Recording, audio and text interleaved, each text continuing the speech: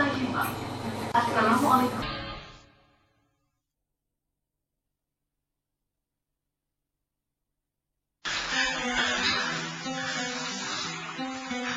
Aku senang sekali bisa melihat wajahmu, Niko.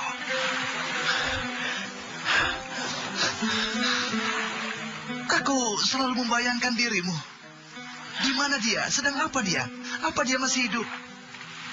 Aku tidak pernah percaya saat ayah bilang kau telah tiada. Aku bilang Theo masih hidup. Dia hidup. Hatiku berkata begitu. Dia hidup. Suatu hari dia akan pulang.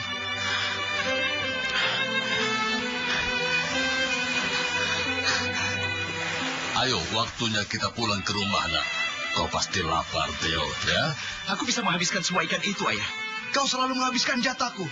Kau selalu serakah, Theo.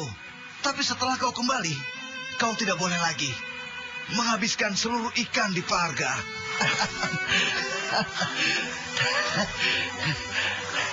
Ayo.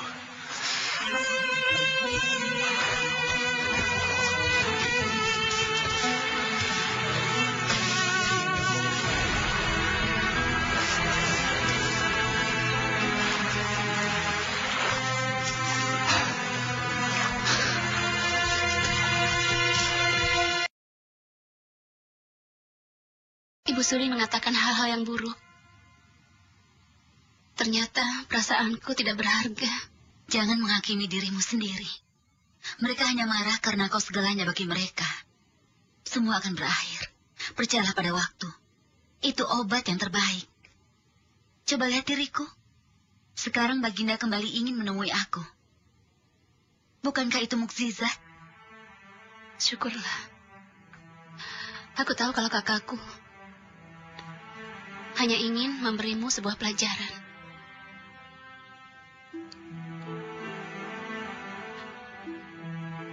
Pergilah, tinggalkan aku. Aku tidak bermaksud menyakitimu. Aku terluka. Aku mohon izin untuk bersiap-siap.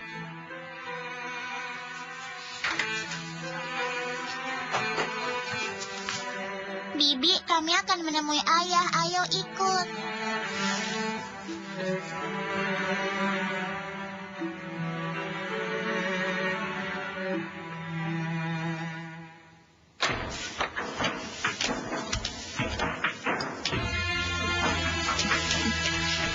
Selamat makan. Terima kasih. Ayo, makan bersama kami. Tentu saja.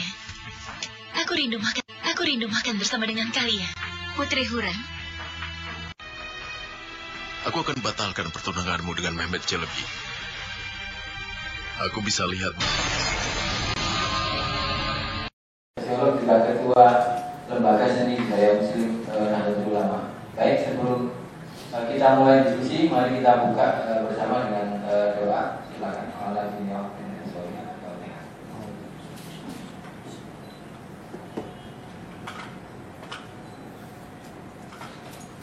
Selanjutnya silakan Pak Sastro untuk memulai. Assalamualaikum warahmatullahi wabarakatuh. Yang terhormat Bapak Kiai Haji Mas Farid Masudi selaku Syuriah Nahdlatul Ulama yang sekaligus juga pakar hukum Islam atau pakar fikih, Mas Danang dari KPI dan mewakili mewakili sih menggantikan Mas Iji Muzayat yang ternyata ada acara mendadak di Depok, saudara moderator dan kawan-kawan sekalian. Jadi ada yang menarik dari penayangan film Abad Kejayaan ini.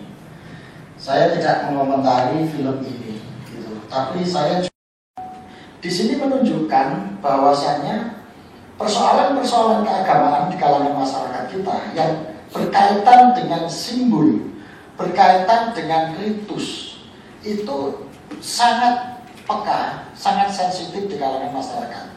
Jadi saya mengatakan berkaitan dengan simbol dan berkaitan dengan ritual karena apa?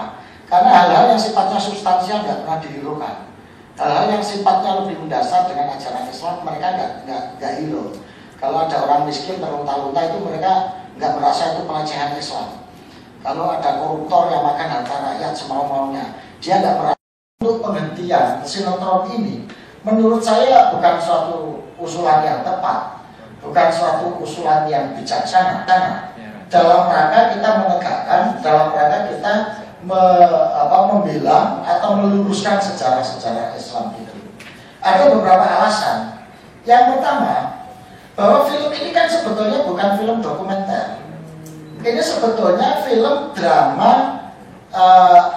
drama yang backgroundnya adalah situasi historis Turki pada zaman Sultan Sulaiman.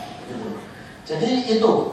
Jadi sebetulnya sebagai film drama yang bersetting, berlatar belakang sejarah, maka sangat wajar kalau dia memunculkan unsur-unsur dramatik, unsur-unsur fiksi yang lebih banyak menampilkan hal-hal seperti itu, karena dia akan lebih mengedepankan, lebih menonjolkan unsur-unsur dramatik, fiksi, beserta estetik dari film itu. Jadi setting sejarah ini hanya sebagai hampiran saja, gitu. Maka sangat layak kalau film ini nggak bisa dijadikan rujukan sebagai sebuah acuan sejarah, karena memang dia bukan film dokumenter. Dan tidak bisa dikatakan ini filmnya Joshua Oppenheimer lah. Mulai dari yang dia bikin yang pertama Jagal sampai yang terakhir Silence, yang dia klaim sebagai film dokumenter yang layak untuk dijadikan acuan sejarah.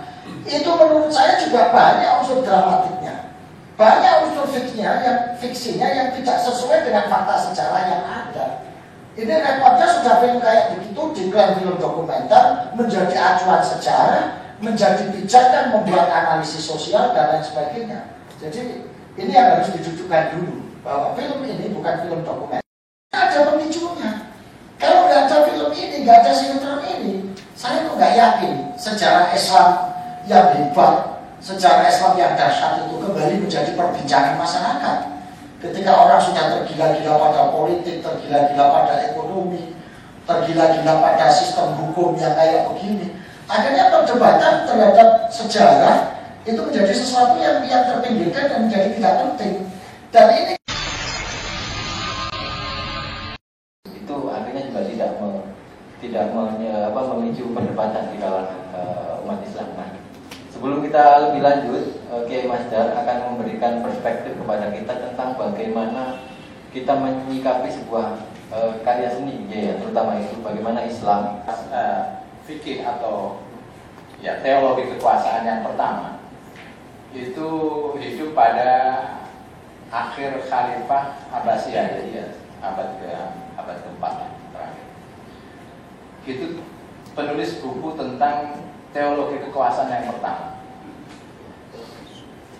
Yang menarik bahwa dalam sejarah tentang Al-Mawardi sendiri ditulis bahwa ketika buku itu selesai, dia pesan kepada sekretarisnya, asisten pribadinya, supaya buku ini yang namanya Kamus Sultaniyah jangan diterbitkan, jangan diedarkan sebelum saya meninggal. Pergumulan kekuasaan sangat intensif sekali dan sangat bisa dikatakan berbeda dengan kekuasaan yang lain. Jadi memang di dalam mensikapi kekuasaan itu masih jauh dari katakanlah maturis kematangan dan kedewasaan di dalam mana kita bisa menemukan apresiasi, tapi juga pada saat yang sama kita juga akan menerima dengan wajar ketika ada kritik. Itu memang belum kurang lebih setara. Jadi kalau di dalam oleh sebab itu wacana kalau kita lihat pada saat itu pun sangat normatif, meskipun sangat intens sekali penggunaan kekuasaan penjajah. Karena apa? Karena memang belakangan Antv cukup bagus ya progresnya. Ini kan secara signifikan karena keberadaan Mahabharata. Ada Mahabharata, ada beberapa tayangan-tayangan India lainnya. Kalau dibilang unsur bisnis yang menjadi acuan kami untuk memunculkan abad kejayaan, tentu tidak itu saja rasanya. Kami juga, ya kebetulan mayoritas di ATV itu Muslim,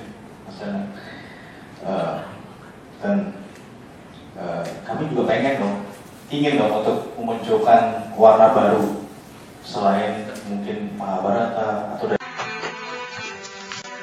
Bibi, kami akan menemui ayah. Ayo ikut.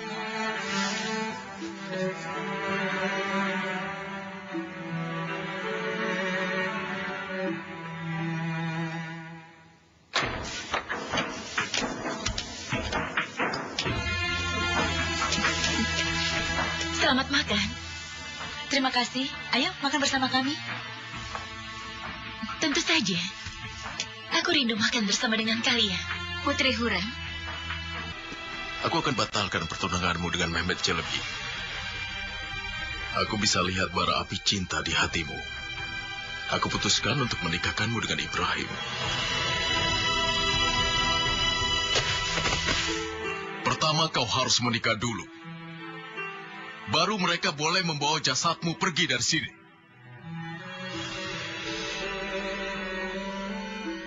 Cinta macam apa ini?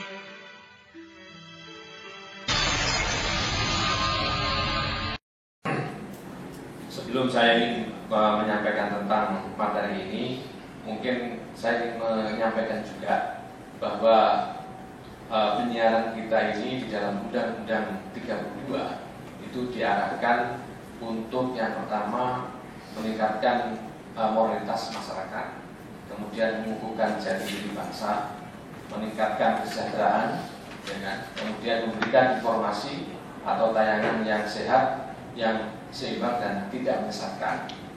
Nah, ini adalah amanah dari Undang-Undang Nomor 32 Tahun 2002 tentang penyiaran. Ini perlu kami sampaikan karena apa? Karena mereka yang terlibat di dalam penyiaran, khususnya perubahan-perubahan, terutama dalam konteks adegan-adegan ketelanjangan yang mengandung unsur-unsur pornografi, kemudian adegan-adegan yang dewasa, khususnya ketika Sultan sedang akan berhubungan dengan harem-haremnya itu. Dan kebetulan memang dalam pedoman standar berlaku siaran. Yaitu kalau dari segi aturan penyiaran sudah dijelaskan tadi oleh beliau, mereka tidak melihat isi cerita keseluruhan, tidak melihat, tapi segmen-segmen yang bisa menimbulkan sensitivitas, gitu, baik intelektualitas maupun seksualitas. Nah itu kan ternyata jadi problem gitu, sehingga tidak melihat dari konstruk yang lebih panjang, tapi dilihat dari persegmen adegan gitu. Saya kira itu, dan mudah-mudahan ini bisa, tayangan ini bisa berlanjut dengan perbaikan-perbaikan seperti yang diharapkan masyarakat sebagai upaya untuk menghidupkan kembali spirit dan giroh kita berkebudayaan secara baik dan benar. Saya kira itu. Terima kasih. Assalamualaikum warahmatullahi wabarakatuh.